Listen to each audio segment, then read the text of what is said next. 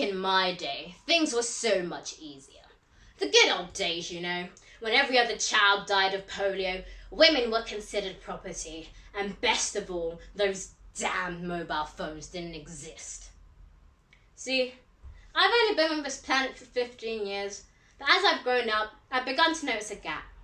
And it's filled with everything from people trying to convince me that climate change doesn't exist, to others saying discrimination doesn't exist.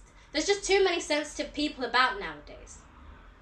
I've begun to see a gap, built with generational differences, paved with judgment, and decorated with 100 different shades of ignorance. And quite frankly, it's exhausting. I'm a bit too young to be developing this many stress wrinkles. But do you know what's even harder? Trying to convince your 50-year-old uncle that maybe he should start recycling, you know, so our planet doesn't turn to a plastic wasteland that, oh wait, he's not going to have to live in. So him, like so many others, he stands back and he watches the gap grow. But do you know what I hear when I'm bombarded with all of this disbelief? Because it's not just outdated social views or misplaced nostalgia. It's fear. Fear of a world that's changing. And a generation that's willing to change with it. See, my generation has been labelled a great many things.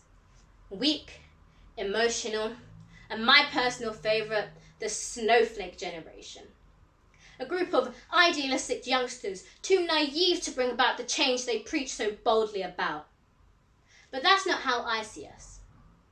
I see us as a group of people who have grown up in a world where they turn on the 7 o'clock news and agree to with everything from mass shootings to the polar ice caps melting. Who are constantly surrounded with so much global disaster that we look forward to a future so different from the present and are willing to do what it takes to get there. A group of people who are willing to close that gap. Now, I'm not asking older generations to throw away the nostalgia that made their childhood what it was.